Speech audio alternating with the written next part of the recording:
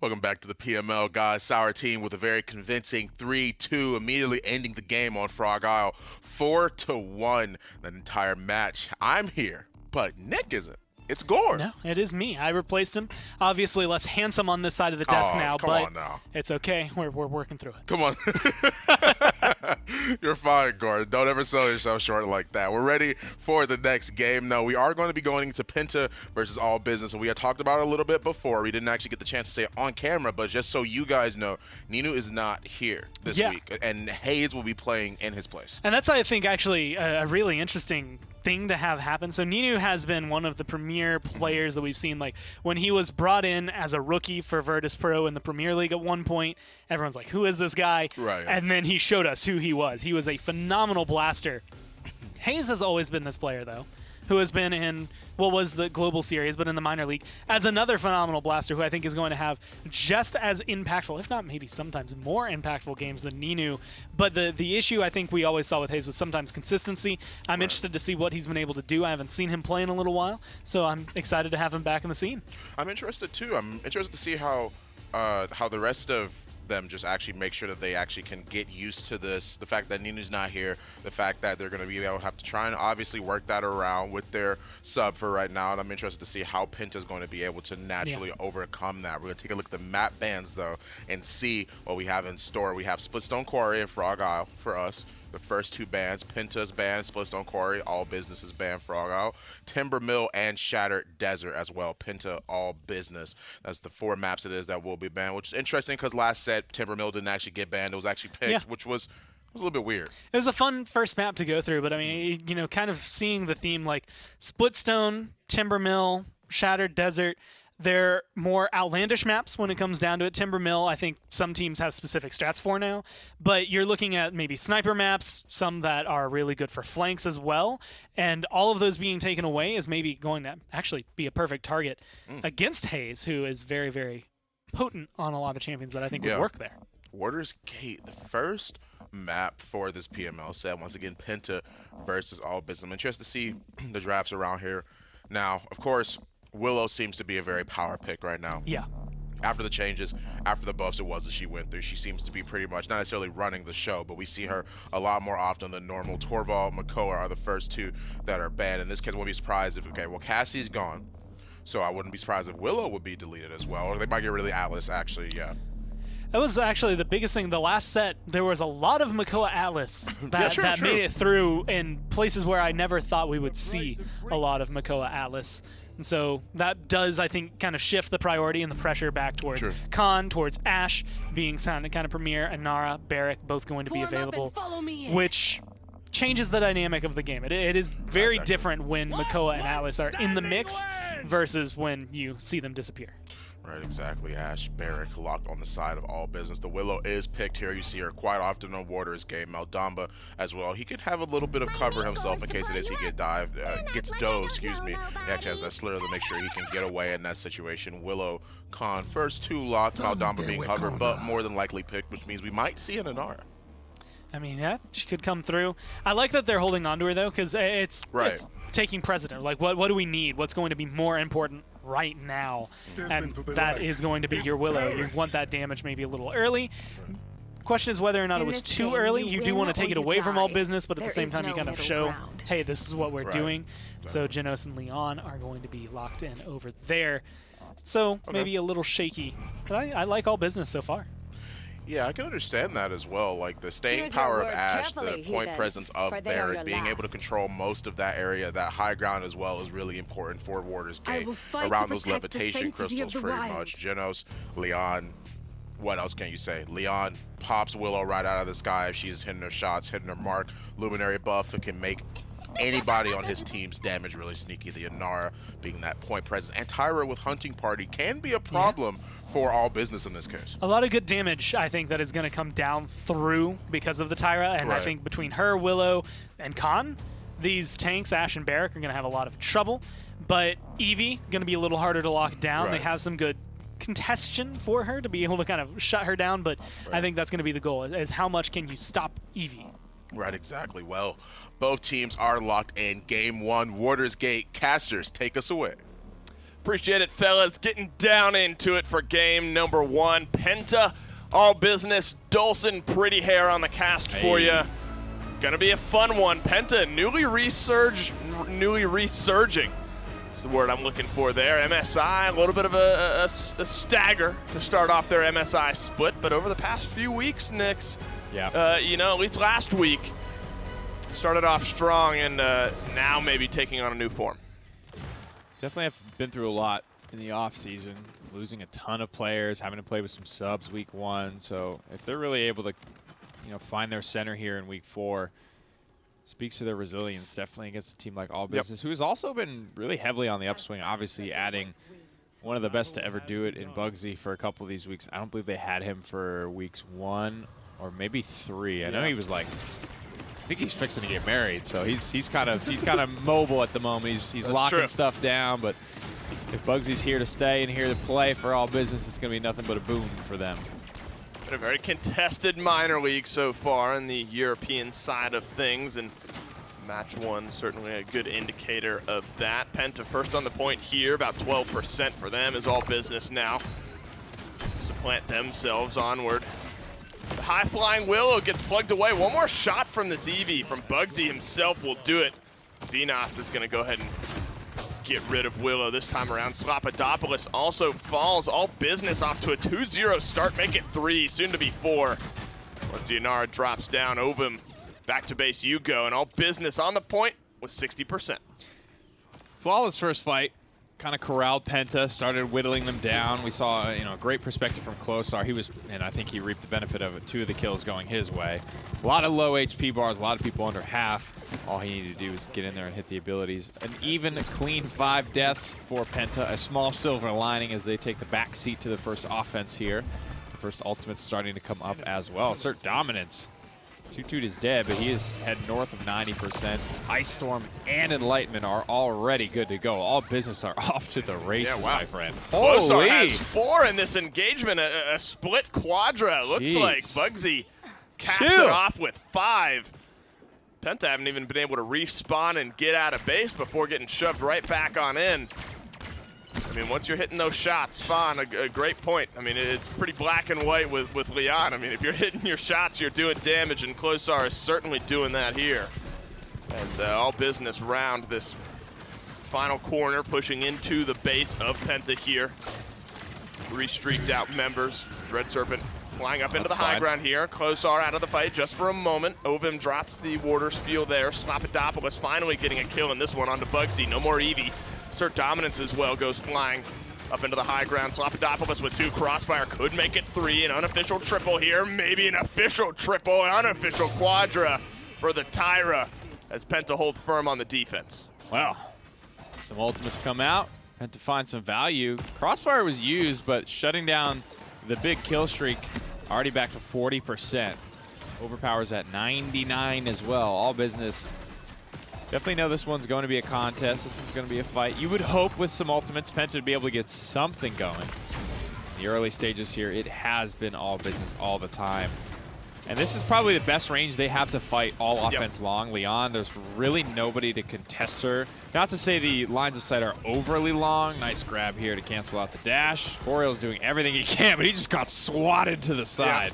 Sad about that one. Dome Shield drops down. Forced back is the Barrack on the left-hand side there. All Business starting to find a little bit of pressure. Hayes on the Willow next to go down. Klosar as well finds himself a double here. Now Penta are all forced back. He's done it all. Klosar's gotten 1, 2, 3, make it 4.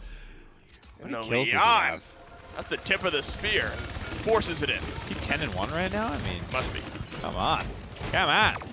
2 things I want to see. I mean, I want to see the KDs, but I also want to see Ash's loadout because these knockbacks have been pretty large. 11-1. You were 1 off. He'll do you 1 better, kid. Get him out of here.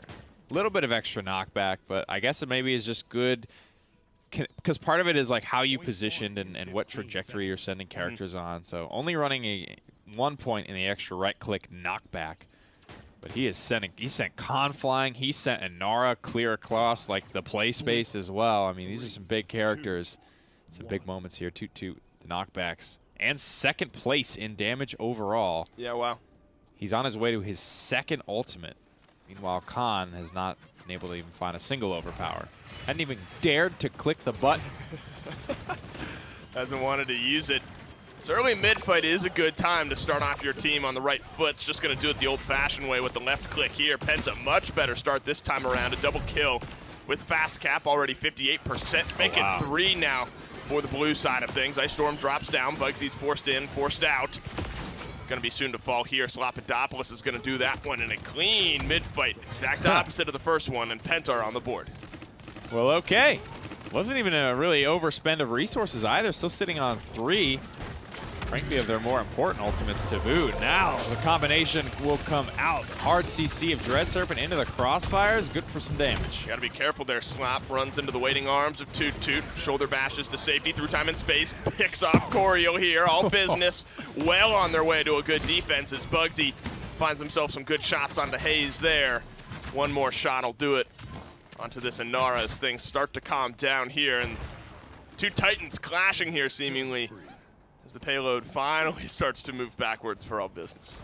Defensive point still on the board here for the business gentlemen. They can just hold. They'll go up 3-0. Keep that comeback mechanic enabled, though. That did good work, especially when you consider a front line like Ovum, who is about as fearless as it gets. Overpower is going to be good for a free one. Certainly is. Counts here, though, and because the bodyguard is gone, little Princess in the back line is looking a much more ripe to be picked. Klosar is going to take that as a cue to back off. Going to give up some free space here on this payload. Still a choke point. Has to go all the way around, a big U shape around this wall right here. As Penta, though, trying to forge back. All business kind of grouped up onto the high ground here. Have some utility to defend with. Getting rid of the Willow for Bugsy is going to be big. A double kill. Toot Toot gets one as well. It seems like all these kills are just going to cascade one after another. There's no action, then all of a sudden all of the action. And yet again, Inara, Ovum, last one to go down here. Forced into the ice block is Bugsy, but all business holds strong yet again. You think Ovum cares about this? He's just happy to boost his damage stats on the Eternal This is Inara. Grok 2.0. Seismic crash! Oh, no. I was ready for that to PTSD. start off a fight, but no. Yeah.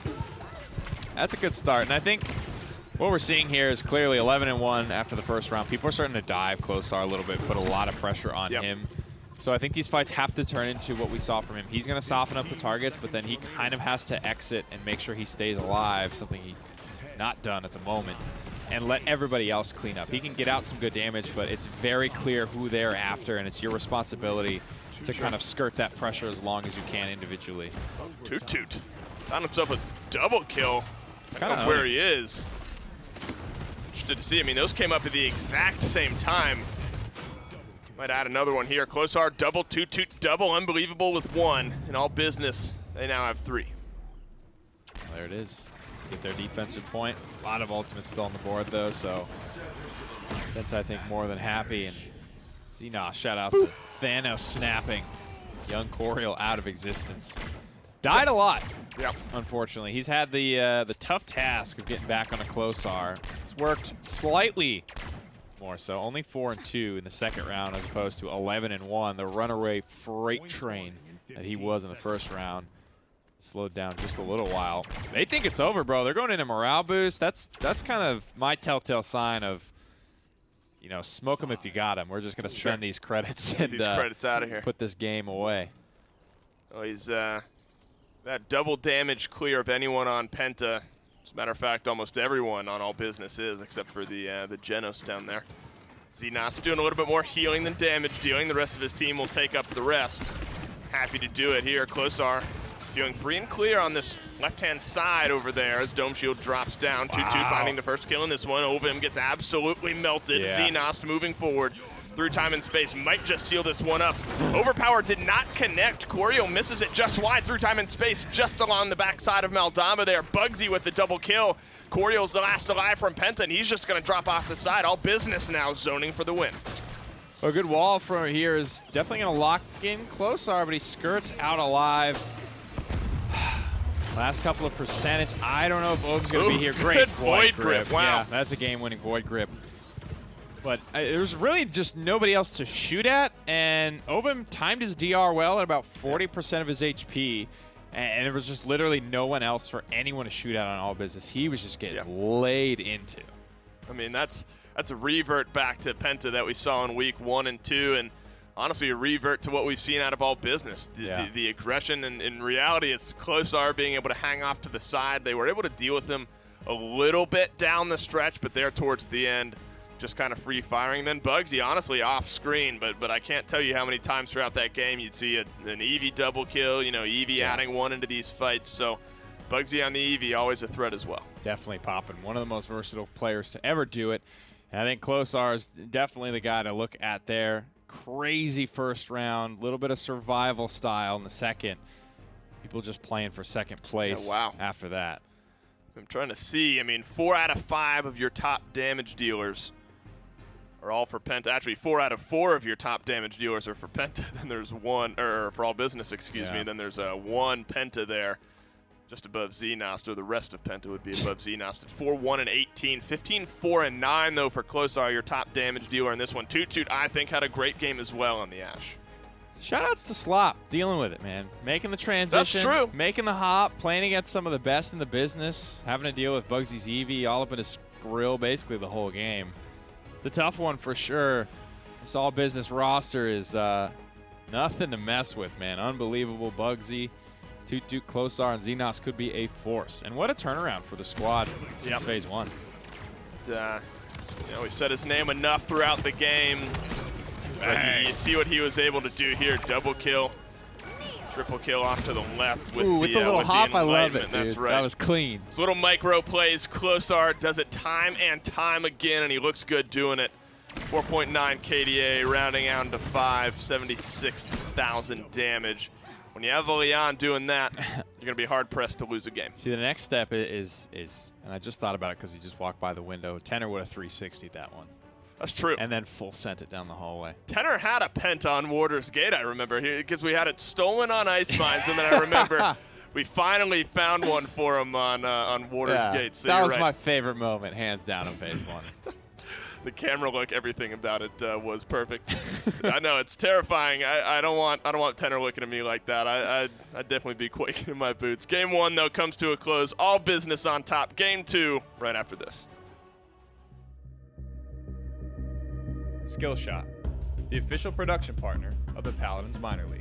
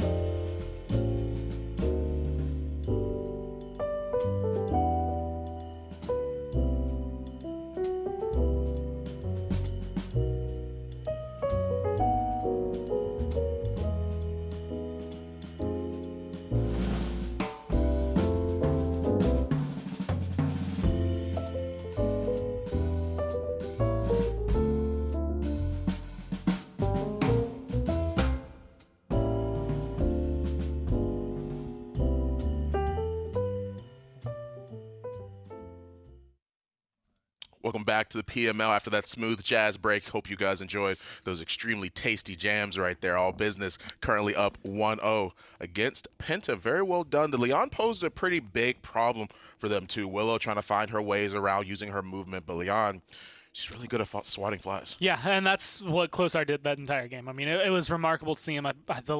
Last time I remember looking up at it was like 11-1, but he had a ridiculously good KDA, as you can imagine. And really, unfortunately for Penta, it's just not the opening game Hayes wanted. You come out, and again, like I've mentioned in the past, like he's played in a lot of teams that have been top tier, and so coming in and not quite hitting the mark I think that you wanted to, definitely kind of let them fall flat, but they still have some room to grow. Yeah, they do. I mean, once again, that was literally only game 1. All Business won their first game, but we're going to see what they have in store for us for game 2, the map being Serpent Beach. This is an interesting one. Actually, a lot of the draft, I'm pretty sure actually maybe all of the draft from Warder's Gate for All Business could function just as much here as it did on Warder's Gate. Penta maybe want to change up a couple of things, try to figure it out for them. But it is also going to be the testament to, was it just a draft? Did they just play poorly for that? Or do they want to change things up? Right. I expect this to be Makoa Atlas, since it's typical coming through. And, well, we got, what, 3-4 games with them, so I guess that's all we're permitted today. Right. We used them all in the first set. Use them all in the first set. You used up all of your tries. Unfortunately, Makoa Atlas are banned. Just like you mentioned, Ash on All Business side is first pick, first locked. Leon, Khan. Interesting duo. We have not only just a good pairing, but also a little bit of lore, if you didn't know that. Khan is Leon's bodyguard, right? Yeah, pretty much being able to come through. It's House Ico over here for Penta as of right now. And admittedly, I feel like Leon in that position, like that's not a, we know this Leon is going to carry us to victory. It's a, we know this Leon's going to carry you to victory. And we don't want that, so we're going to go to try to scoop it up. And it does also push away some of the picks. Like Eevee, I mean, Nick has mentioned it before, but Leon is known as the anti-flank. And so Maeve, Eevee, who are also prominent on Serpent Beach, still not to be seen. Right, exactly. Barrick being hovered is picked in. Willow as well picked. I can understand that as well. They really, really want to be able to control that space as much as possible. You're probably not going to see them go immediately deploying. More than likely, you'll see Barrick and Nara run it. But before I continue that thought, Eevee, Victor. Very interesting. You don't normally see Victor, but you do see him on this map, though, for sure. I've seen him more on this map than anywhere else. And he's started to show up a little more often, right? It used to be like Frozen Guard, he was like a strat there, and then he kind of expanded to sometimes being on Stone Keep, now sometimes being on Serpent Beach. Like, he's slowly but surely finding his place in the meta, and I think this is a good spot for it. If you aren't going to go for the Cassie, which has been completely forgotten in this draft, you get someone who has long range, can hit damage with the grenades around corners, and can drop a barrage on a Willow in the sky. Right, exactly. Good point to make. All Business up 1-0. We'll see if they continue their streak against Penta. Game 2, take it away. Well, if they look the same as they did in game number 1, yes, they will continue their streak against Penta. Nick, I'm actually very curious. They bring up an important or an interesting point on the desk. The barrage against a Willow in the sky. How does that work? I've never seen that interaction. You have to, they originate from the sky and they can hit airborne targets. The best chance she has at evading is by just moving fast enough, which in Faith Flight, as long as you're not changing, if you're changing direction, you're going to get hit. If you don't change direction, you're likely to be able to just strafe out of it. But it will hit you mid-flight. Gotcha. Interesting. Well, hope I get to see a little bit of that in this one. Closar on the victor this time around after tearing apart Penta on the Leon in the last game. Looking for more of the same. Ovim, though, first blood in this one, on to Bugsy. Bugsy was so integral in that win in the last game as well, constantly adding kills. Slapidopoulos runs down Xenos. No more healing for All Business. Not for 10 or so seconds. A nice double kill for the Leon, looking for maybe 3 onto Unbelievable. One more shot will do it. Instead, it's Coriel. It's All Business, though, at 87% with Penta fighting back. How did they get that much? Has the game even been on that long? That's what I'm saying. I'm like, mathematically, how? And just to, again, thinking through it, because it's not an interaction you see a lot of. I mean, that's what, 30 seconds, I guess? 27 seconds. Barrage, I think if it misses Willow, will still go to the ground beneath where it's snapshotted, if that makes sense. Yeah. It should still hit the ground if it doesn't hit Willow. But again, haven't seen that interaction a ton, but that's how I would think it works. We're not going to get to, because Closar is back at base yet again. 29 seconds, 3% per tick equals 87, by the way, correcting my previous math. Not that it matters, though. Penta overtime ticking away for them, 99%, 93 for All Business. One last fight maybe to decide this mid. Faithlight goes up for Hayes. One more shot will clean up the Willow. All Business are not going to find it just yet. Xenos with the axe on Ovim. There's the whirlwind, but you're right. The dead zone's hanging right out in the middle of the point there. Didn't find maybe as much value as he was looking for. Slapidopoulos slides in, throws out the Enlightenment. Toot, though, finds the kill. Coriel is still alive, but Penta are getting swept, and All Business are on the board first. What a war. My goodness gracious. The first round of Serpent Beach. Not even an overly long point fight when all things considered that All Business somehow cheated and got 1,000,000,000% on the point captured in 10 seconds. But my goodness, what a fight back from Penta. Forces it to the 99-99. Willow almost clutches it out. I mean, the Whirlwind goes into the dead zone, but then still gets the healing through. Risky dive doesn't pay off from Slop. A lot of fun stuff happening. These two teams evenly matched, so are the two in set number 1. Last game wouldn't really indicate that, but the first fight is. 2-2 drops the banner, drops Slop as well. Forces Coriel back. Rough game on the con for him last time around. Hoping for something a little bit better. The first couple of kills in this one, so at least he's on the board. Forcing them back, Commander's grab. Sends 2-2 flying here. Ever so slightly, though, the payload constantly moving forward. This con is now trapped around the backside. Working his way through this HP bar. Of course, not the highest DPS character in the game, but Ash brings that consistency, that control. Gap close, all types of fun stuff here. Overpower at the ready. A bit of an emergency break, if you ask me at this point. Use it on Nara or Ash effectively. Bugsy just snapping necks on the high ground. Said 1, 2, 3, you're done. Hayes is done. Back to base. Next. Next up, please. Closar finds Ovim. Coriel blasted away there. 2-2. Sorry, that feels like more than 1 point of knockback. You're right. It does. So when you watch that, he just kind of goes flying. In the meantime, to the point, the payload goes flying as well. 5 streaks burning away here for all business. After that mid-fight, Penta were just constantly staggered out. Bugsy, nice shot. Hayes, unfortunately, has just caught those one too many times this game. Great angle. Double kill onto Volka that time around. Showing why he's one of the best to do it. Yeah, not missing a ton. A lot of free damage from Hayes despite being 0-2 at the moment.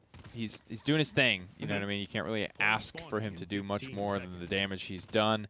Unfortunately, those kills just unable to be capitalized on. Xenos headed early into Bulldozer. Get these Yin clones, these barrack turrets. It's a meaningful duty, I think, for Grover to be able to hack away at those, especially the Yin clones. They do a decent bit for you. On a 6 streak as he heads into the next round. 4-1 for Bugsy. Ultimate at the ready. Looks like he will run head-to-head with Willow. Third-person perspective is going to give that info away. Oh, my Since going 0-1, Bugsy has now gone 4-0-2. Ovim absolutely evaporated. Sent back to base this time around. This is how all business got 87% the first time around, I guess. Although there was a much longer delay until the first blood came out, so they just really controlled it last time around. And Penta found the first blood at that in the last round, 84-87. So now eclipsing where they were on the first time, exactly where they stalled out. Now to 90. Penta need to find a way to find some kills. Getting one onto Closar certainly helpful here. Slopodopoulos takes his mantle up on the high ground. Yeah, what a mountain to climb though. Slopodopoulos again. He's going for some pretty risky plays here. Hasn't been punished as of yet. Has a pretty good line to the back line here with Grover, but the Whirlwind is going to scare him off once more. Yeah, no dead zone on that one, so good healing all through and through for all business. Now getting aggressive, Slopodopoulos forced to slide backwards. You got Bugsy waiting in the wings here, and Lightman's going to go just wide. He's able to tuck back behind the building here. Toot in the meantime on the back line is found Coriel. The flick upwards onto Hayes. It's all down to Slop. He's going to slide in, but not in time. And all business back to a 3-0. What do you want? What else do you want? Get him out! Get him out of my face! Get him out of my game!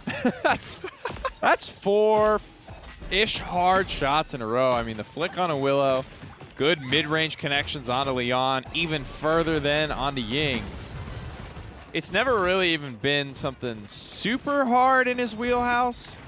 Didn't play a ton of this competitively because he's played with a lot of good EV players on his squad, but maybe I need to learn Eevee. If you want to put him, what? I said maybe I need to learn Eevee. Dude, she's the best, man. She's my absolute favorite character. Great solo queue character, great self-sustain. You don't really need to worry about anybody else. Like, you can just, like, do your thing and be successful on your own, which is the ideal character for me. Lots of great skins. has eye roll skins. heard around the world. Decent skins. It's just literally been 2 years. Yeah, it's like, threw me a freaking boon here, my guy. Oh, we're running wild in the booth. All business running wild in the game. Unbelievable. Gets a few plug shots in onto Ovim here. Penta do have the high ground. Bugsy's going to do his best to eliminate that advantage. And if he does the same as he's been doing the rest of this game, certainly will have a hard-felt impact here. Closar trying to hang back there. Illusory Rift is going to try to top off Penta, but still Coriel down to about half health. Bugsy under the threat of 3 players, blinks in, blinks out. No way he finds a shot. He What? does! Oh my, he had 3 people and he gets out alive. You gotta be kidding me. Papadopoulos loses that trade. Bugsy's having himself a game. This old dog's still got a few tricks up his sleeve. Not out of it yet, man. And he's basically tanked the Fae flight as well. Sort of like shot at Willow to get her attention, brought her over, and grouped them all up for the slaughter. Everybody else playing for second place in this one. Closar did him in game in Warder's Gate, so Bugsy definitely had to show up in this one to keep in the conversation. But you have to say he's delivered. Yeah, and then some. Got an extra little something in this delivery from Bugsy this time around. Penta, for the first time this game, looking maybe nice shots. Maybe not poised to secure their first point. Papadopoulos drops at the hands of Closar here, contesting on the point though. Coriol finds the last-minute shots onto Closar before he's able to passive heal his way up there. Bugsy's going to try to deal with this con. In the back line, though, a couple trades going in favor of Penta. Bugsy still has something to say about it, though. Finds a double kill. Unbelievable drops at the hands of Ovim. And that might just expire this overtime. Anybody else getting kills out here? Anyone? Team? Team! Nah, I mean, but kind of, though. But this one is nuts. He's getting chased by 3 people. the movement is good. Come on. That shot was good. It was a little risky. The blink back was real quick because he didn't have his soar, but I mean, who am I to split hairs, I guess, at this point. It was good. It's a good play. The play sucks. Suddenly, actually, he's trash. So that's my opinion now. Hayes sticking around, though. I mean, you know, the eyes are on Bugsy because of the flashy plays in this one for good reason. But, you know, top damage in the game, finally adding a few kills after a killless first set for Hayes. 4, 5, and 6 now is where the Willows stand. So absolutely hanging in there. Coriol under the duress of so much pressure from all business is at least even at 5, 5, and 3. So, you know, this could be a lot more lopsided. First kill as well goes over to Hayes. On to Closar. Toot in a very bad position here. Double kill now for the Willow, doing his best Bugsy impression, trying to give his team the lead, making a triple now, looking for a little bit more. And the Blasters in this game really dictating the pressure. Certainly are, man. If they get off the leash and are just able to tee off on the front line, it's really nothing you can do, and it puts you on a timer because Hayes is just not missing. Willow is one of the easier attacks to connect with, especially when you get up above. Comeback mechanic's going to make it tough. 8 seconds of immunity. We'll see what it can do. And you got to focus on Bugsy as well. Bugsy, Closar both gone. This is almost certainly now in favor of Penta unless there's a miracle play from the front lines of AB. Toot does get a kill. It's just a consolation prize at this point, and after being on the back foot the entire game, after an overtime not reset there by Bugsy, Penta are going to get themselves onto the board. No defensive point to win here for all business, but potentially a game-tying point for Penta. They can keep themselves in the lead. That would be ideal. Only a half comeback mechanic if they can hold 3-2. Shots continue to go out, and that fight just felt like it was lost so quickly. There needs to be some amount of time, and this is kind of what Penta abused there. Bugsy needs some amount of time to wrap and start looking for his angles, and if everyone from Penta just immediately pushes in, you know what I mean? Right. Not only are you getting a 5v4, but you're more likely to be in an advantageous spot. I mean, Victor is absolutely null and void. If he's on the run, he's doing literally nothing for that team fight, whereas, you know, a character like Leon can, you know, hold S, you know, slide, still do damage, things like that. The offensive potency drops if there's people in your face. And a lot of that is hats off to Hayes. Such presence in that last mid-fight. Starting to sweep through all business here. This is looking like a reversal. All business now completely swept. Papadopoulos with a double kill on the Leon as his payload starting to round the corner here. Inching ever closer to a tie game is Penta. 93% Enlightenment will be ready with 1 or 2 more primary attack shots. Bugsy trying to return to the previous form in this game. The script is flipped here. I mean, the streak's all in favor of Penta. The defense has not been firm from all business. Looking a lot closer than it had been. Great wall blocks in over him. He actually is able to get out. The bowling ball gives him a little bit of extra shielding there. Finally, though, Toot's able to find the kill. Hayes, though, winning the duel with Bugsy on the opposite side. Coriol running down Toot as well. Seismic Crash is going to try to stall things out here. Unbelievable. Resilience, though, is going to allow them to pop right back out of that one. He's going to have to flip the script, back himself out to avoid falling. 36 on the clock. Pretty good wall there to trapped him off, separate it. Yeah, nobody can get to anyone. Ying requires line of sight for healing. We're headed into the late game as well, so even if she had it, she might have not got it. Cauterizes, I'm sure, are starting to hit that level 3 mark almost across the board. Bugsy, yep. Unbelievable, yep. Pretty close there. Two-toots. Everyone for Penta, though. Yeah, especially dangerous, and they have a dead zone. Let's take a quick peek at healing. I don't know if we'll see an overtime here unless Khan stays on this horse. Grover's hanging in there despite 4 caught 3s and dead zone. Yeah. Respect. Overtime does get touched up by Ovum here. Toot getting very aggressive for good reason. I mean, a Hayes for Toot trade, that's something all business are maybe not happy to take, but it's what they got here. Closar, though, with the double kill almost certainly seals this one up. The victor in a very comfortable position there, adds kills 1 and 2. Even points, nothing gained, nothing lost for either team there on the defense. All business looking to seal it up, though. Take game number 2 in this next mid. Oh, Coriel, 12 and 6. Shout outs to the boy. I guess these dives paying off. Like we kind of touched on a little bit, it's a lot easier to dive Victor than it is Leon, because Leon can pick you apart, soften you up as you're getting there while creating space. And then by the time you get there, hopefully she's got you at that magical mark of 1600 and just dumps the enlightenment in your mouth. And then it was all for nothing, whereas Victor literally has to just hightail it out of there. Can't do anything on his run out. Almost every ultimate's available here. Seismic Crash, the only one off the mark for Unbelievable. At a dead even 5-5 and 13. God bless him. He's had to deal with just getting obliterated by Willow the entire game. But yeah, it's unbelievable. Unbelievable almost. Closar uses the barrage under the back line. That one doesn't track. Oh, he's not take dead. That one back. I don't think the overpower I did get him. Oh, yeah, Bugsy. Or Toot, I think. Maybe got plugged out here. 1, 2, 3. Wow. Double, triple. Penta in control here. They're going to have half-fast cap. All business forced back almost immediately. You can't keep up with that fight because they all died as soon as they were in it. One more chance maybe for all business. Use the Whirlwind, use the Barrage, use the Assert Dominance, Seismic Crash, Ice Bugsy's Storm ready to go. They'll be able to touch for sure, so the tanks don't have to rush it, which is very good. They can take good positioning. They're going to get a nice long overtime, but they lose Closar. Yeah. It's not good. Yeah, no more Victor in this one. Penta a little bit caught out up into the high ground there. Nice. Unbelievable is going to be on the point. Bugsy drops off Hayes. Ovum needs to win this duel here, but he has to bowling ball his way out. One more shot will do it. Unbelievable nice, finds it in the back line, though.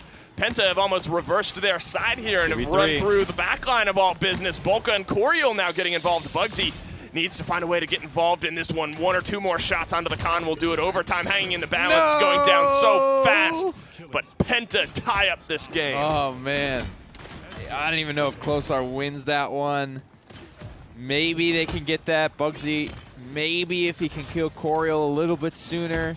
A lot of maybes there, and none of them paid off. Penta, they are poised to take Serpent Beach now if they can just get this one home. What a fight back, though. I mean, how in control all business were this entire game. You're down 3-0, now tied up at 3-3. Really limiting what Bugsy has been able to do around this back half, where he's kind of controlled this game up to the start, up to this point at least. Coriel another kill onto Bugsy. Yeah. Good body blocking there, keeps Toot right where they want him, but maybe they're the ones trapped in there. Hayes and Slapidopoulos add a couple. This is payload rounds, maybe the final corner of the game. Oh, okay. Big combination blow to the back line, and even Hayes is able to throw his hat in the ring to pick up that kill. Man, I gotta tell you, I really thought Toot was gonna live after that overpower on the objective.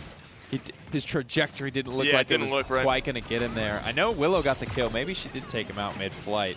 Maybe he didn't get thrown all the way off. Another overpower will connect, and this one won't get him off. Not gonna get stunned though. Coriel brings up the shield, forced back.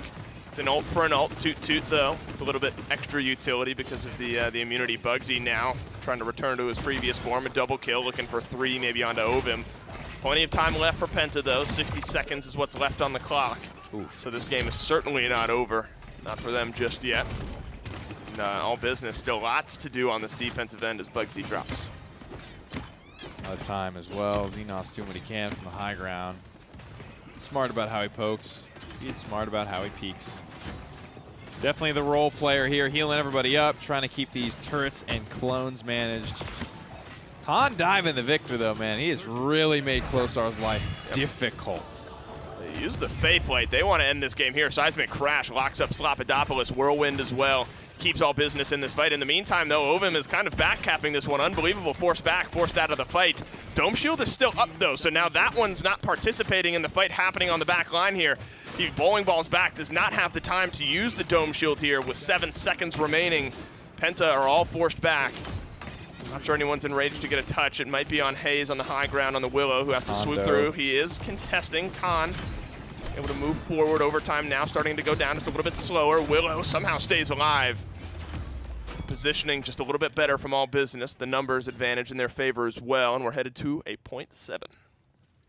All business had a Whirlwind crash that one. Faith Light spent, Illusory spent, Enlightenment spent. Overpower close, but no cigar. Fast charging, though. Corio can get involved, and we know he has. Wow, those shots. Yeah, just damn good for the time being. Resources about even. I would say maybe a little bit in favor of all business, just due to the closeness that they have to some of their big ones. A lot of bulldozers. Yeah, give me those actually. 4 bulldozers. The turrets are a form of sustain for Ovim, so they're important to get rid of. Clones are obviously a portion of the sustain that comes from Ying. The Yellow Ranger build, it's rare, but here it is in full form. Chronos, morale boost, and Nimble. Bugsy taking a lot of damage on his way in.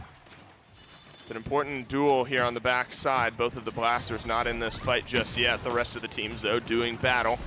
Back by the mid. It's all business, though, who are fighting from the point. For the moment, Penta are forced back. A good barrage onto the high ground. Could secure a couple kills here for Closar. Plugging away at Corio. Has to bring up the shield. Khan very low. Forced back. No illusory rift. Does have the overpower, however. Could use that if he wanted to. The Ice Storm is going to force Ovim back around to the corner. 84%, 87, all business in a great spot here. Even if they lose the fight, they might just be able to win it off of the wall. The overpower, they're not able to get in. The bowling ball gets him in range right at the last possible moment. Now the fight starts to break out. Slopodopoulos and Ovim have a couple kills, and Penta are starting to sweep this one under the rug. All business, so at 99%, have plenty of time to get back, get involved in this one. Bugsy in range to get a touch as well, but they're not going to have a lot of time to try to retake. This one's going to hurt. Oh, the buff didn't fall off. I was going to say maybe if the Blast Flower buff fell off, he might have lived one shot there, but Hayes just gets the read. Gets the trajectory down, and Nara's slow, man. I don't know if she's maybe Ash off the top rope. Hold the phone. She gets in there. Drops down. Unfortunately, gets cleaned up by Ovim. Unbelievable, though. That buys him enough time to get in range. Nice. Bugsy trading off with Hayes here. He might save the game. Oh, into the ice block. Avoids the Enlightenment. Ends up getting taken out, though, by Bulka. Corio trying to stay alive in the back line. Drops down. Gets rid of Closar here. Penta starting to sweep through all business. No more healing. A double kill from Khan. Might just seal this game after unbelievable falls. Oh, this is a long one, man. This hurts to lose, but it looks like Penta are starting to pull away here. No more healing, no more sustain, no more ults, no more time. Penta. Wow. In about 22 minutes on Serpent Beach, claim their victory. And especially when it looks like it's going to be so fast at the beginning. All business go up 3-0 almost immediately. Yeah. The fight back, though, from Penta. They win 4 straight. I guess technically there were some defenses in there for all business. You can't gain points, though, when you're already at 3 on defense. And it ends up being a long one, a slobber knocker. Both teams look good. Penta just looked a little bit better down the stretch on their mid-fights. Yeah, not a lot of combo synergy with ultimates. The Ice Storm hit Ovim. God, I really thought that was going to be enough. It locked him out, then the wall came up. That was one tick away. It was one tick away from being enough. It feels like they destroyed that wall. I don't think they really built heavy into Bulldozer to be able to do that. But Penta, man, they just barely made it through by the skin of their teeth. They're going to grab the dub here. Later on, I mean, it's a little easy to point out at this stage, 7-14 versus 19-8 for Corio. Right. It's clear who got the better end of the stick that time. Fat Victor wins the day over Skinny Victor, normal Victor, this time around. And perfect guy to highlight. I mean, even in the beginning when it was 3-0, I pointed out, I was like, you know, somehow remains 5-5. Oh, So he did. He did get off. I did not major in physics, so the trajectory was lost on me. Adds a double kill here, and you know, always finding a way to be present in this game was Coriel. Yeah, pumping. And I think Leon following up, making sure that, you know, the positioning that Khan is fighting so hard for is actually utilized by someone to get some damage, to get some kills. And it's just solid play, man. To come back from such a terrible game one, well, in terms of his slash line, to such an impactful, almost game-winning performance, you might say, because he just took Victor out of the game. Yeah, I mean, the only downside, no American this time around. Don't know how you don't run that gun at least. But the set is tied. We're going to head it to a break, and when we come back, Game 3. Paladins Minor League is brought to you by Evo Mojo Games, developers of Paladins.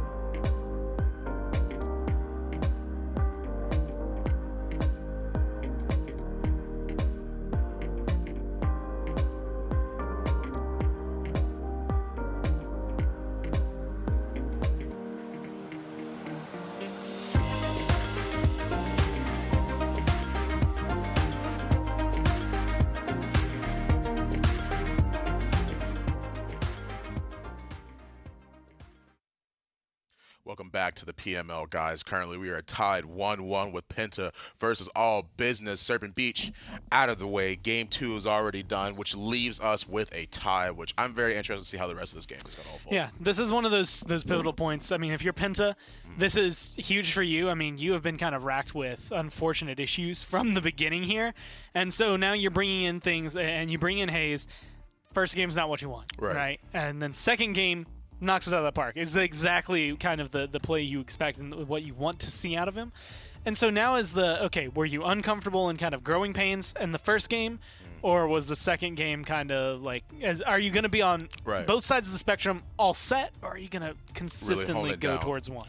Right, exactly. You really got to find some type of answer, any way that Penta can sort of just scramble this one back, try and make sure they can actually end up, not necessarily reverse sweeping, but holding what they found this game, whatever it was that allowed them to close it out and tie it up. They have to maintain that hold. They have to make sure that they actually get what they need to, focus it down, hone it to the best that they can, make sure they try and close out the set. And I would say one of the biggest consistencies that we've seen this set, or at least that I've noticed, is Leon is doing work.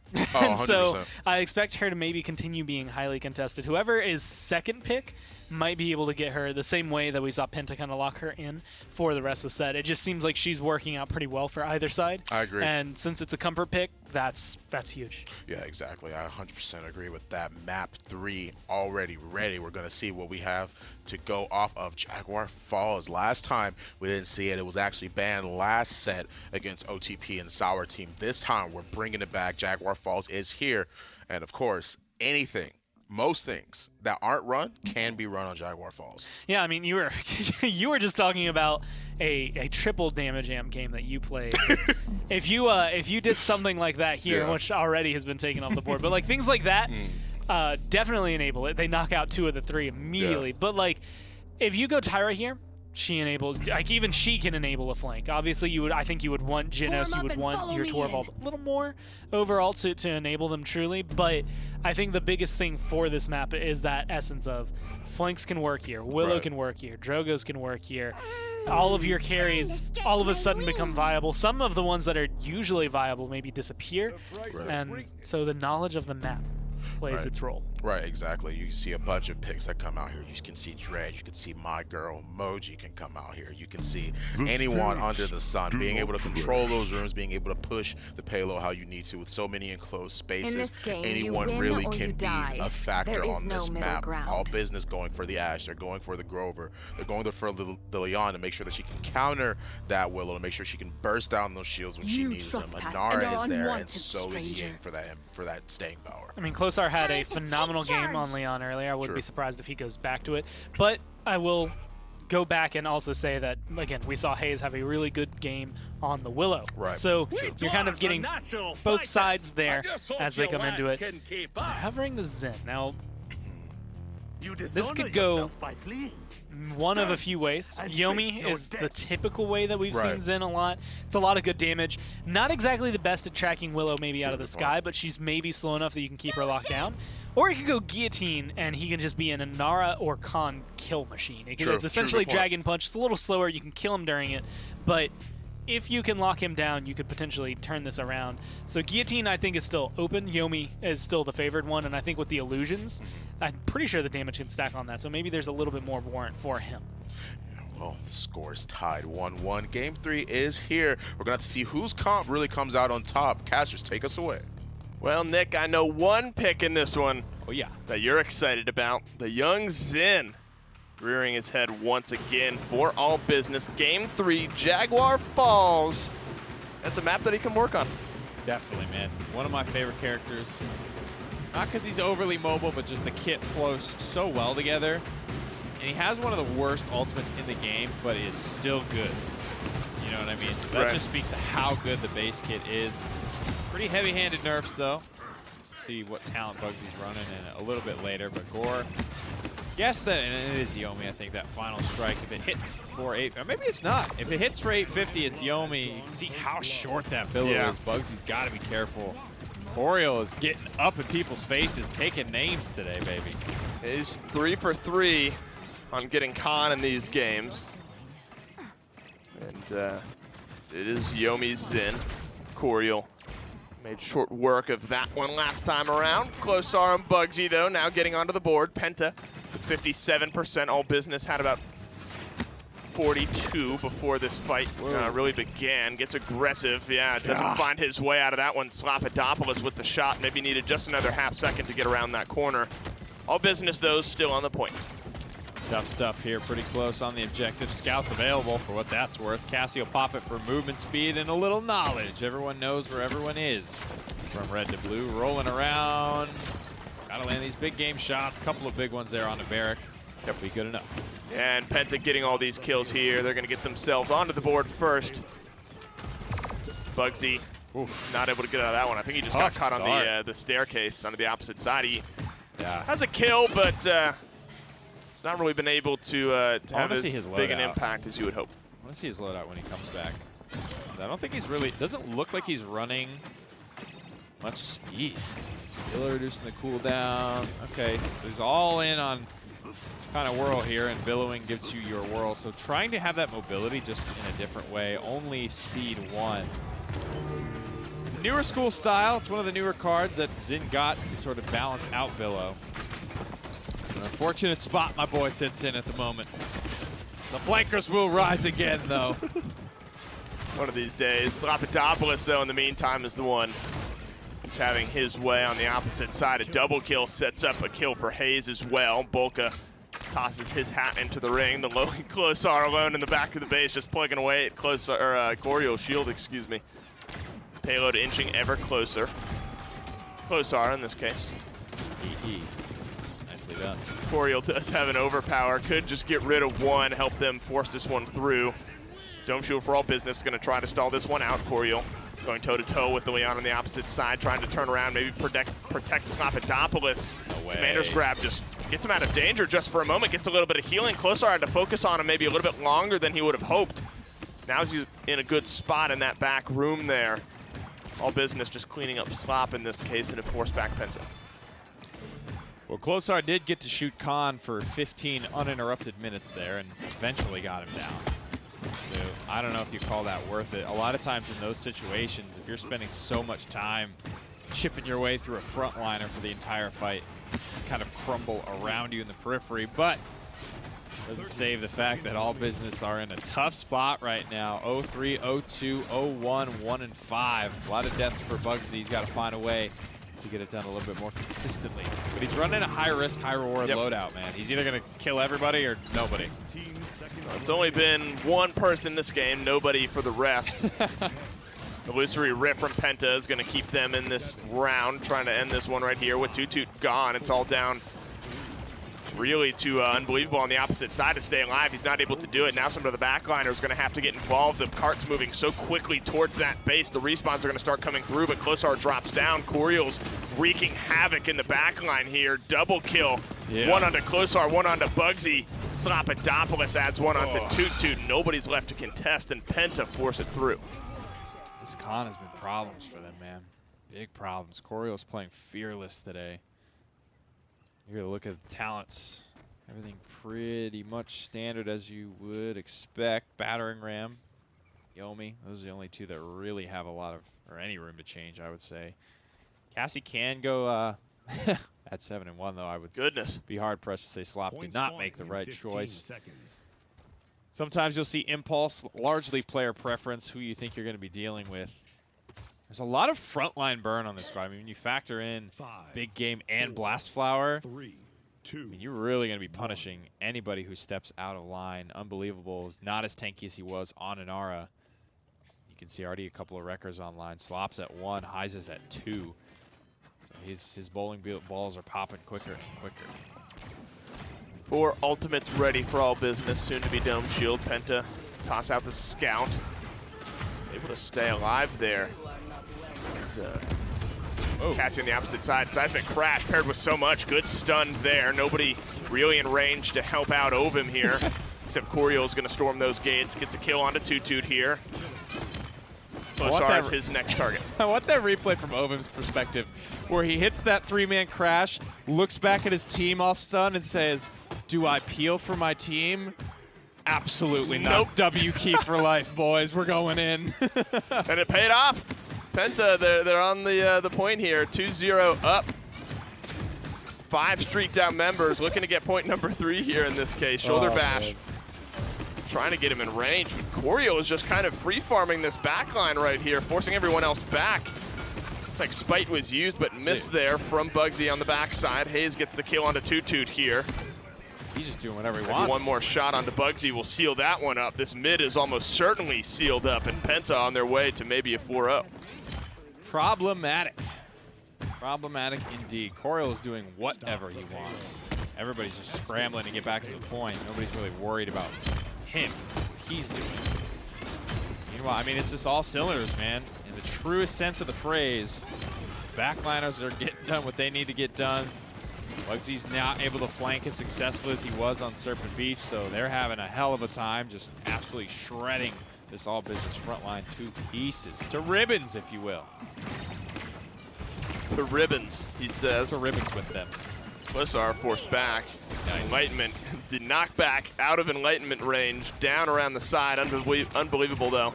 He's able to make good on some of that damage. Hayes trades back. Trying to blink away. A double kill for this Willow. Somehow stays alive, somehow finds the damage, and a double kill to boot. Now he's going to get around behind Bugsy. The dead zone is going to force him out. The aggression, though, continues. The Billow's going to time out. Another kill. A savage Hayes in this one as the payload continues its long march. Just out of rhythm a little bit right now, man. The Enlightenment, not super great. Follow-up after it, kind of scary. Penta just win the fight, even though they have all of their ultimates. They haven't spent anything. They're going to just throw everything at the wall here and win the game. They drop down the Assault Dominance. Does not kill off Coriel here. The Overpower is going to kill Toot Toot, though. Away with you. Forced all the way back. Coriel gets the kill, and now he's just zoning everyone out. Ovim drops Unbelievable as well. No more front lines left for All Business. This one's almost certainly going to go in, and it does. And Penta now 1 game away from sealing up this set. An infallible lead right there, man, unless barring catastrophic failure on their ultimates. They have that one locked up. Yeah. Again, it's the fight before that fight that really set that one up. That one almost ends the game because they get it done so efficiently. They don't have to use anything. and they get, I think, something like a 4-for-1 trade. So a lot of momentum coming around the corner. Everybody hits E, wins the game. Technically now they've won 8 straight points if you consider the 4 straight on Serpent Beach and then the 4 straight here. About as convincing of a Jag Falls as you could hope for. The Zin didn't quite hit its mark this time. No, man. Zin helps have Luminary. Bugsy went for a bit of a more unconventional loadout. Like we said, it was based a lot on, you can billow to get a lot of whirl cooldown back. When you get your kill, you get your billow back, which means you get another billow, means more whirling, blah, blah, blah.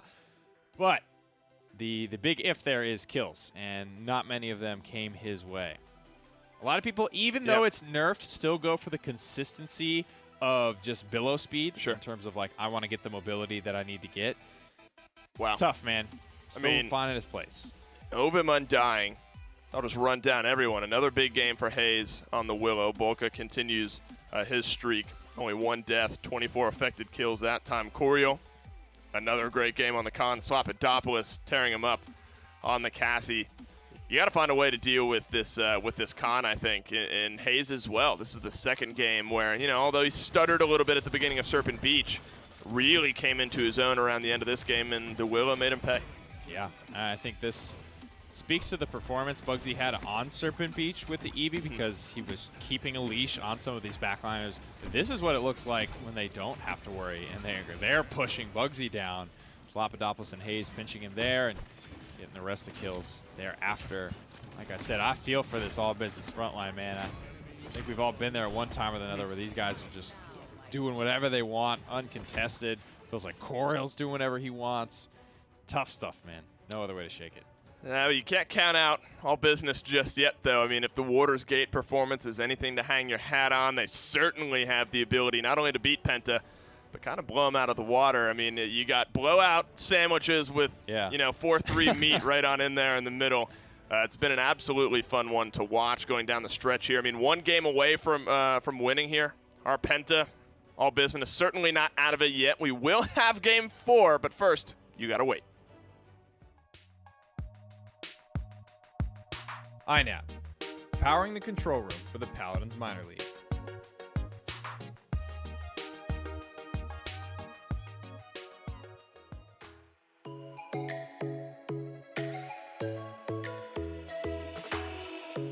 Lightning strikes by my window, hits my chest right in the morning, like a warning.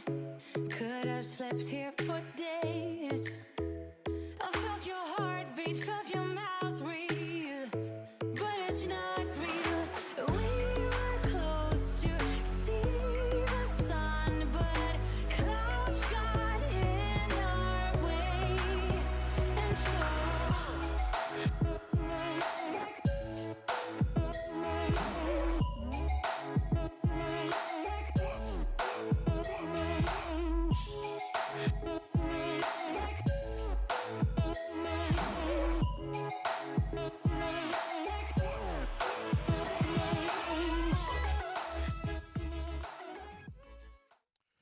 Welcome back to the PML, guys. Currently, Penta is up 2-1 against their counterparts. All business in this case, and definitely for sure, Penta winning that Jaguar Falls, doing really well, controlling that map, controlling the space, side routes, everything. The momentum was just too much for all business to stop. And they did pretty much exactly what you'd expect. One really good game on Willow translated into another really good game on Willow. One game without Cassie translated into a really good game with Cassie as well. So I think they got a draft that was very comfortable for them. They were able to play it incredibly well.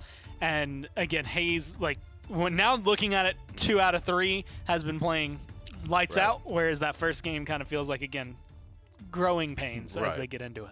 They're slowly getting back into the groove, really getting back into that momentum it is that they need. And in that situation, Penta doing the best it was they could to close it out. They did close it out. You made a good point. First game without Willow. Now in this case, when they had that good game, it translated to another good game. Without Cassie, translated into another good game without Cassie. I mean, game with Cassie, sorry. I will also say one of the picks, and this is from a long time ago. Well, long time ago, but one of the picks that comes to mind when I think Hayes is actually Pip.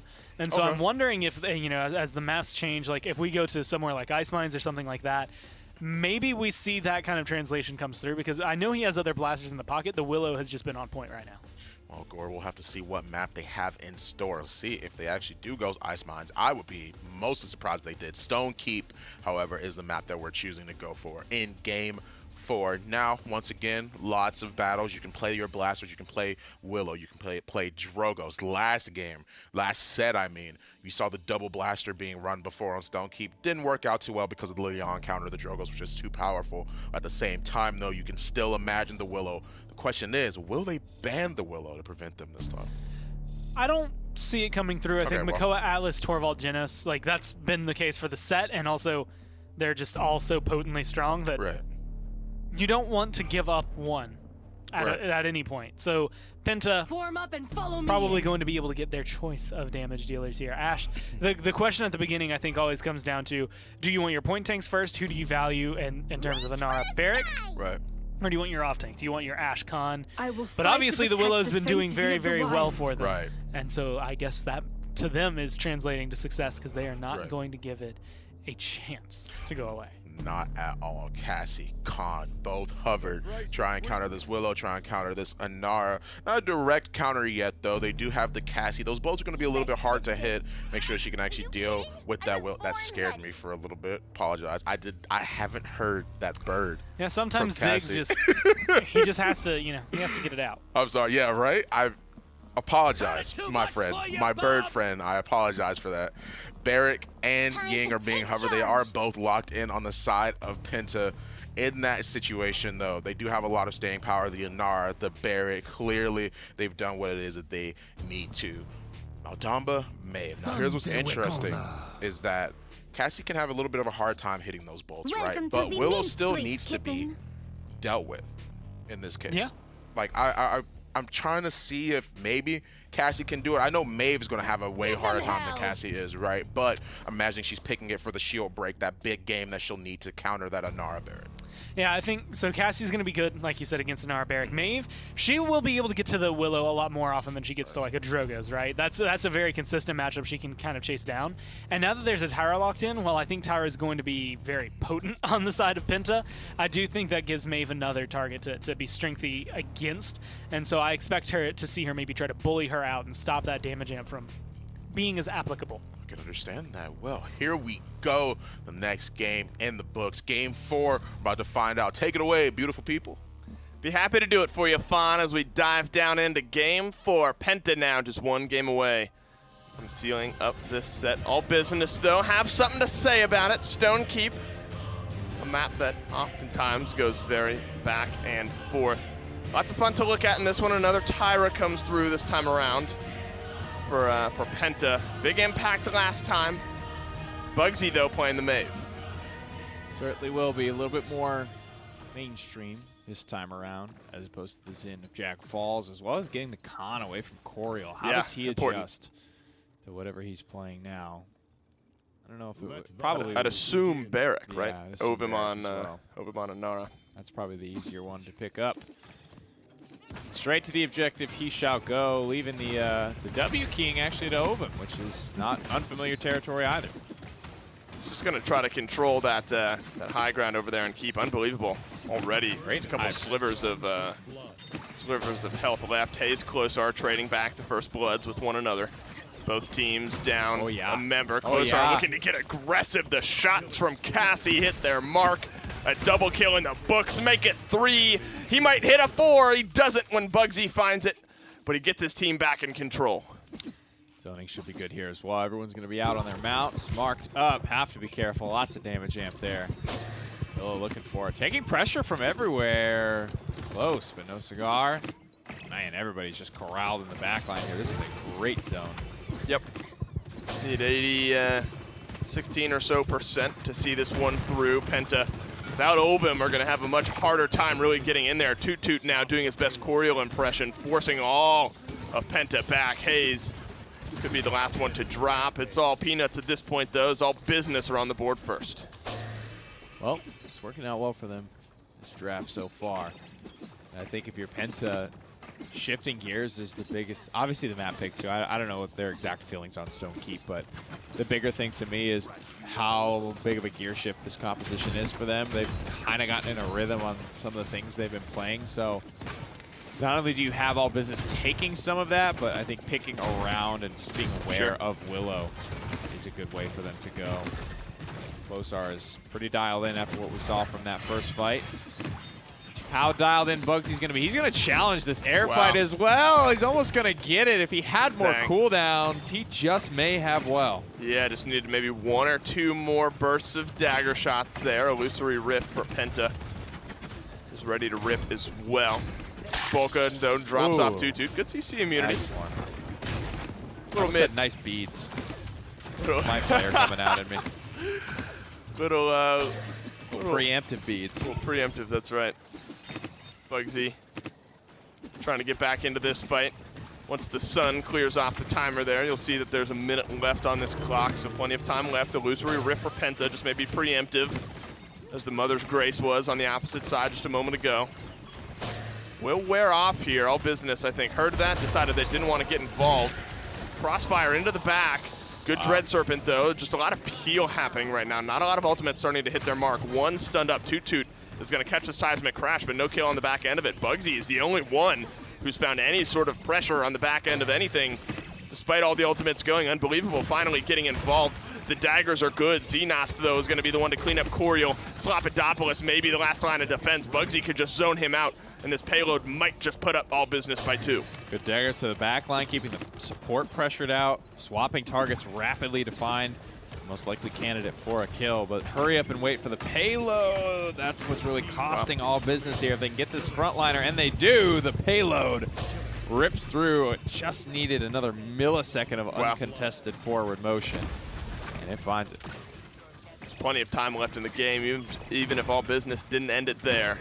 Might have ended it anyway. Closar starting to feel that momentum on this Cassie, a rhythm-based champion, as I like to put it. He's certainly feeling that now. Triple kill, 6-0-4, 10 streak burning away. Only 2 make it 4 deaths for All Business.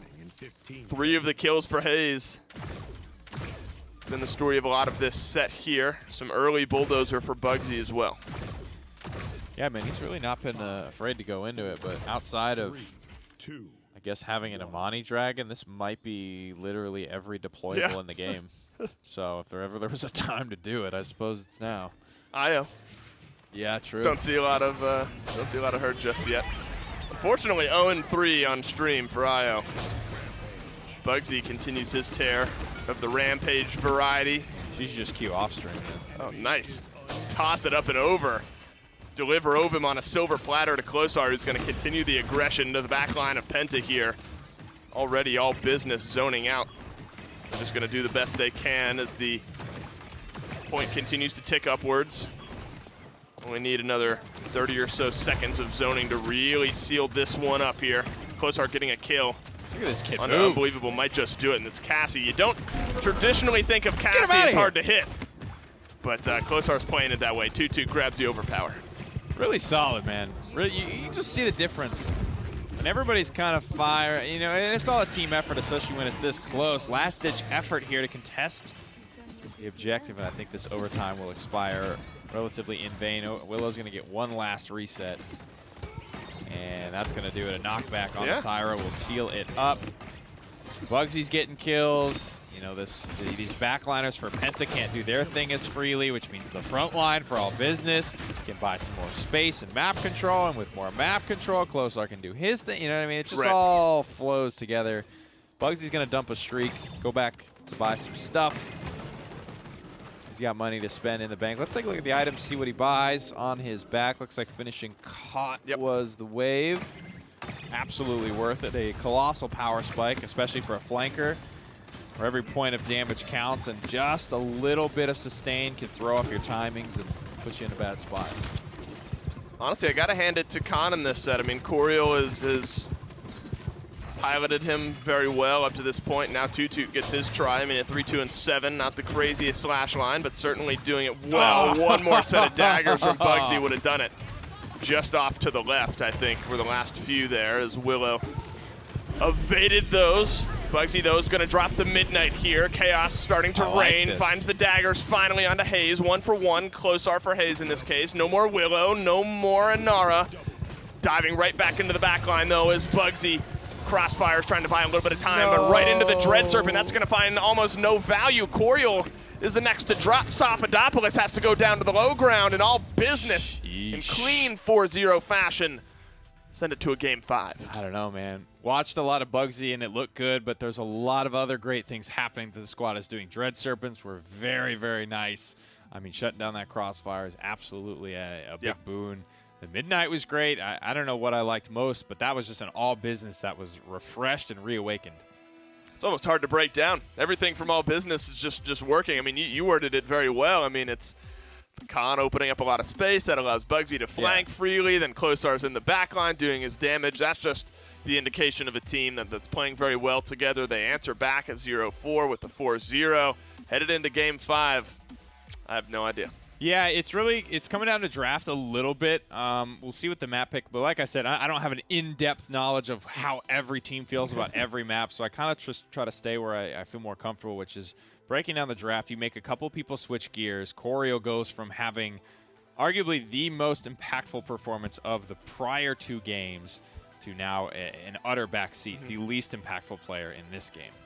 Yeah, I mean, second only to bulk on his team. Literally tough game. I mean, 0-7-4. I mean, 0-6-4 for Ovim. Not much better. The front lines of Penta, not a leg to stand on. Hayes, the only one close to even. Slopadopoulos finds himself at 1-7 as well. 2-0-17 for the healer.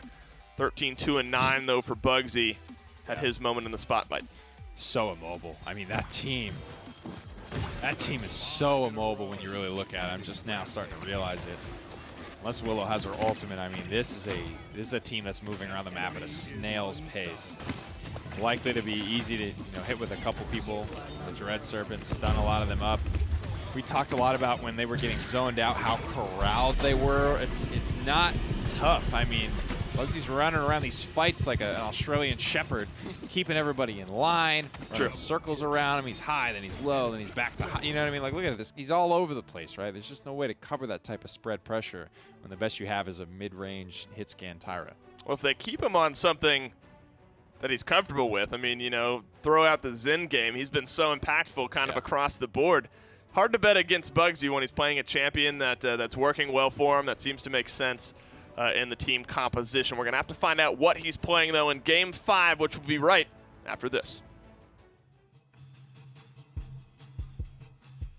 SteelSeries, the official peripheral provider of the Paladins minor league.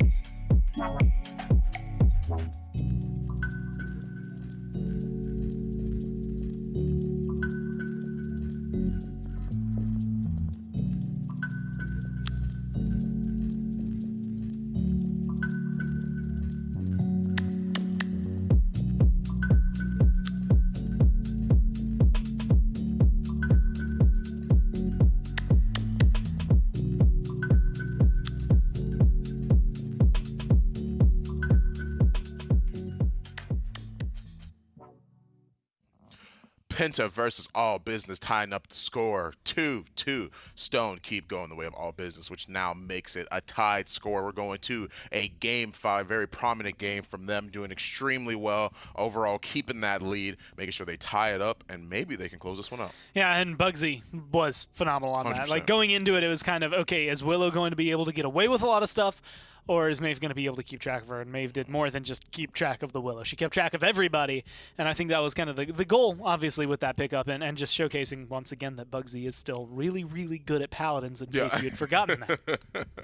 Just overall, not only a good player, but his Maeve, you saw it in some of the replays, his ability to be able to track that Willow down, be in the right spot at the right time, using the Midnight when he needed to, crossing some of those gaps, picking off one after the other was really important for him to actually thrive on this Maeve on Stonekeep. And I think being able to come into it and, again, I think at this point make Penta less comfortable with some of the picks that they've been like hovering in and going towards, namely right now the Willow, is potentially going to set them up for victory, right? Because now you maybe put a little bit of doubt in going into their mind for map number 5 as to what they should pick up early on. Right, exactly. We're going to take a look at the final map, see what we've got going on. Ice Mines? Nope, Bazaar, which I'm not opposed to. Yeah, this is significantly, I would, in my opinion, infinitely better than Ice Mines. But, and depending on how you feel about Ice Mines or how you feel about Bazaar, you might have a different opinion. But this is a fun map. And the biggest thing about it is really coming down to, in my eyes, the layout, the square objective that you have to fight over. I guess this one's more square than what I was doing. So you have to fight through there with the pillar in the middle that you have to deal with. And so very akin to, I would argue, Ascension Peak in terms of frontline control. We've seen Ashe, Inara, Barrick, and Khan all play very heavy roles on this.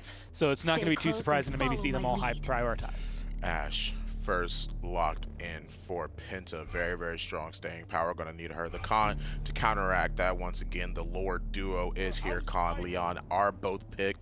Leon, what else do I need to say? Khan, what else do I need to say? You know, Leon has very, very strong presence in terms of hit scanning. Further you are away, the more that presence is going to hit harder.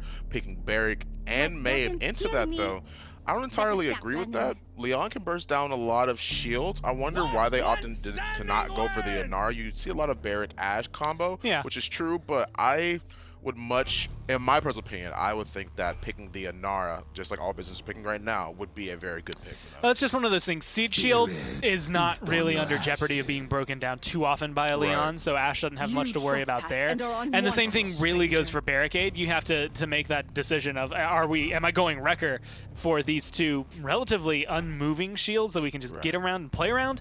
Or do I go Cauterize to deal with the Maeve, try to shut her down now, especially with the Ying on board?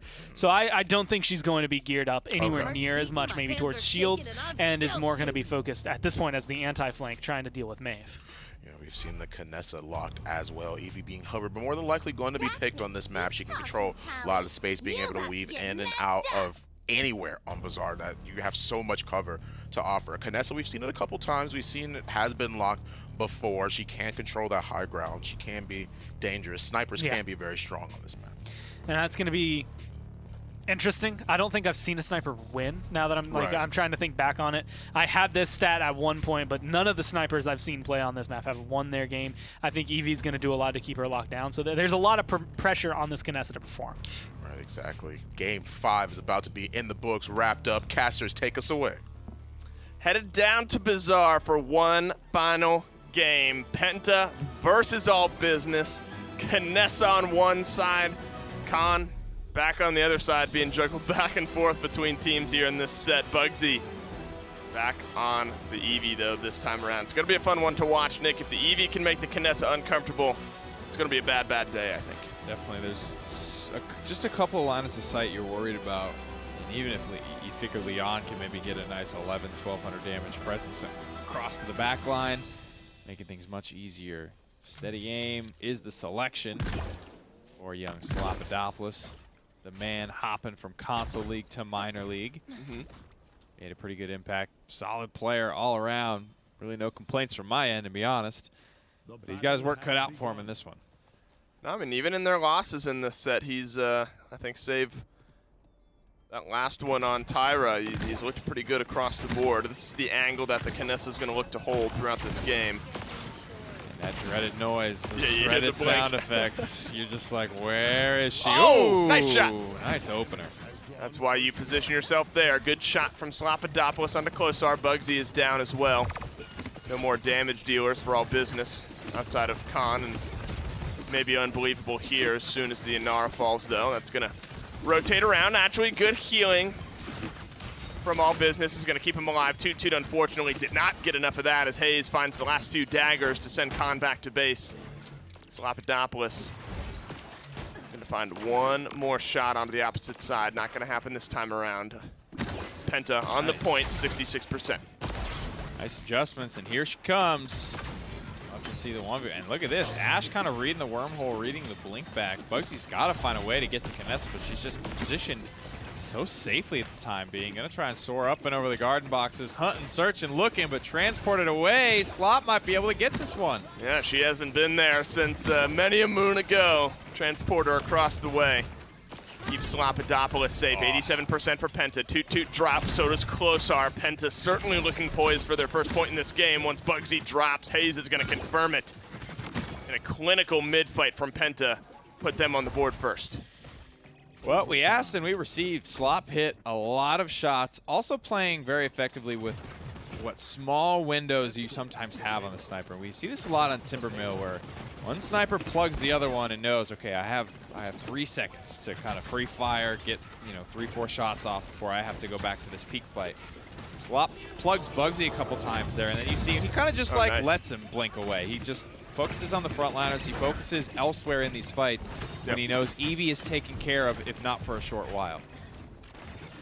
In the meantime of all that, you see the Seismic Crash and Assert Dominance is traded out. Actually, a very good one from Unbelievable. Locked up 3. Nobody in range, though, for All Business to try to counteract that. Corio going toe-to-toe. One of his favorite champions. Unfortunately, Leon is here to help, and he's forced to back off as Bugsy finally gets the better of Slopodopoulos in the meantime. Corio likely soon to fall. Oh, no. Just poked out in range of the Enlightenment here. And All Business looking good so far on the defense as we round about a minute and a half left, forcing back Penta, and they're going to put in the zone. Quick little 1,000 damage, up and over. Nice little Ying movement to get herself over to safety while not opening the gate for anyone else to follow her through. That's the key there. You can sneak your way through as a red player through a blue gate, vice versa, but only if you have the access code, the key code. Sometimes you might have to, do the old cut off the fingerprint and bring it with you to scan yourself in, or you got to follow somebody else in inconspicuously. Well, in the PPL, somebody was fighting in one of those back rooms, and then the Grover went up to try to clean it up, and they opened the gate for the enemy. Aspect and Vayne. Oh, that's right. That's right. Yeah. So it's a PPL. That's hilarious. Yeah, they were. That was a really funny one. It would have been minor league of last week. They'll be in play here in a couple of games once we round out EU, of course. Closar keeping Penta forced back. 30 seconds left. Not an easy zone to break. Only a couple routes to go through here, and they're going to be familiar with that. He spots the Maeve dashing towards him and takes that as a cue to back off until Unbelievable's there to help him. 15 seconds remaining now. Clock getting ever closer. Payload technically getting closer to them for a touch as well. This one's going to round out. All Business are going to finish this round with a good defense. Tie this game up at 1. Maybe a touch coming through. Likely not going to happen, though. Oof. Tight race for damage here as well. Maeve just barely out in front of the pack. That is 28,000 damage at 7th place through 2nd place is all very, very close. You can see a big difference, almost like Frog Isle-ish. That's a nice shot there for sure. Almost Frog Isle-ish, where Knessa's very effective on the point, and then there's like this awkward middle time that's it's really kind of rough for her to find a spot, and her team's got to do their best to get her to the home stretch where she can take the reins again. And I think that's kind of reflective of what we see there, is that through the 2 minutes of that round, and you could even call it the whole round, where nothing's really going on. When things get messy and people are in transition defense, offense, Knessa's tough to find an angle, tough to find a spot to just plant and go. Most of the 6 affected kills there for Slopodopoulos coming on that first mid-fight. We eclipsed 6 minutes of game time, tied up at 1-1. Early ultimate starting to fly. Good double lockup there with the Seismic Crash. That helps Bugsy find Slopodopoulos. He knows that Volka's up there as well, looking for the healer. Going to use that clone mobility to stay alive. Ultimate starting to fly. Coriel drops. It's a 2-for-0 trade now for All Business. Bugsy makes it 3 onto Volka. It's going to be Ovim, who's last one alive Actually a little slippery there. Xenos finds the kill. All Business, 5 streaked out members as they're trying to force back Penta one more time. Looking away beautifully, and now Canessa, just like we said, she's in, I guess, what you call transition offense, trying to get back in there, trying to find some way to be effective once again, but the zone is good. Khan, Evie, and Nara, everybody is up in the front grill. Bugsy finding some big shots. Closar completes the sandwich maneuver and gets Hayes. Yeah, Hayes, unfortunate. Yeah, but Xenos drops here for All Business. I mean, anyone else you might have been able to make do, but now you're caught out. You have no healing. Closar is going to go way too low. As a matter of fact, down to 0. Back to base. Toot though staying alive, continuing the pressure here. They realize they have such a lead, they might just choose to back off. A wall from Unbelievable though is going to lock in Ovum. Bowling ball shielding, keeping him alive, as well as some good healing from Bulka on the opposite side. Control back to All Business though. Wall could block some of them out. A kill onto Hayes seals this one up. All Business now pushing for a 2-point lead. A Herculean effort there from Ovum though, to be honest. Gets in there, gets the dome shield off. Kills a healer, almost kills Bugsy, and really stops a lot of the bleeding. Whether or not, you know, they get capture time, they don't. Spoiler alert, Inara was there to kind of contest. But the point is that they weren't just running away with that second point front line. He kept them in there, but eventually the light at the end of the tunnel never arrived. And unfortunately, they will have to dig in for the defense here. And offense, they were never able to get off the ground, but just like that, All Business are about to round the final corner. Healing good here for Xenos. About 25K more, as a matter of fact. Illusory Rift not ready just yet for Bulk on the opposite side. Seismic crashes back up, locks up 2 yet again. Unbelievable has been finding so much impact from those throughout this game. Ovum forced into the bowling ball shoes. Good wall mitigating a lot of that midnight damage. As All Business are scrambling, trying to find a kill. The flick shot onto Hayes. The Illusory Rift finally flies here for Penta, but they're at a 4v5 disadvantage. They're going to have their reinforcements a little bit sooner here. All Business taking that as a cue to back off just a little bit. Payload getting close. Live to fight another day. There's some big shots here. Steady aim is active, meaning this damage is going to be very, very high. But this is where he wants to fight. Oh! Enlightenment has the hitbox, baby. And Closar is able to find it when it matters most. Yeah, what a big beautiful kill and a shot. healer as well. Double kill now for Closar, looking to make it 3, an unofficial triple onto Corio. Bugsy drops Ovum off. Now it's just Slapidopoulos in the backline, but he's in no range to get in, get a touch. He has no reason to.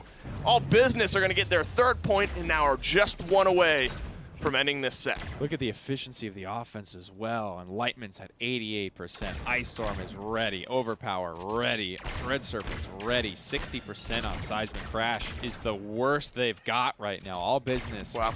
They've got the resources to lock this one down. Once Slapidopoulos is kind of locked down by what I assume to be the Ice Storm. Yeah. From Bugsy. He's got his name on it. He's going to send that bullet. I don't know, man. This one, kind of like how Jaguar Falls looked in that final fight, where Penta just kind of walked up, everyone pressed E, and the fight was over. Sure. That could happen here. They have Corio, they have Maeve, they have good people to get in there and touch. That's the thing, is that it's going to be hard to get this without Penta getting any type of say or any type of touch or overtime or something. Well, Unbelievable was able to lock up Slapidopoulos and Bulk on the opposite side with a good double Seismic Crash last time around. That's when Bugsy blinked in, really tilted the scales in their favor. Can't count on that every time. You're going to have to make Slapidopoulos uncomfortable in other ways, who's now hanging way further back. Finds the plug onto Xenos, so no more healing for just a little bit here. Look at him. For All Business, get Bugsy as well. Yeah, he does not want anything to do with this area. Now takes it as a cue to move forward. They have the fast cap at their back, Penta, once they drop off this Inara. Toot, though, wants to have something to say about it. One more dagger, though, from Hayes. Seals that one up. Unbelievable. Makes it double for the Maeve. And now fast cap Penta looking for their 2nd point. Problem is, a lot of people from All Business are already pretty close, ready to touch if they need to. Still, literally every ultimate. I don't know why All Business didn't pop anything there. That's a little strange to me. Yeah. They have the value, damage immunity there. Nice Dread Serpent just to keep Closar safe for a little while longer. Yeah, but Assert Dominance locks up the rest of it here. Hayes is able to drop back, find the kill on a Closar. Finally Seismic Crash locks up a couple. Hayes with a double kill. Dome Shield drops down as well. Illusory Rift is back for Bolka. There's no legs to stand on here for all business. They're certainly going to get swept off of this one. And Penta, they're going to win their second point. My goodness gracious. There goes that payload back in favor of blue. And that's, again, why I love using ultimates to get in the driver's seat. It's always lackluster when you just have to come in guns blazing and just, you know, pop ult to pop ult rather than like popping it in a situation that you want to. Right. Plus you give Penta time to poke back at you, to charge up their ultimates that they might have not had otherwise. I'm looking at Dome Shield. I'm looking at a great Dread Serpent as well, which is unable to bail Leon out. You have to definitely look at Ashe and say that was a very impactful dive that paid off in a big way. In dividends, as all business are finding some dividends of their own. Under the members of Penta here, forcing them back. Minute 40 seconds left is where we stand here. Bugsy just going to further stagger this one out.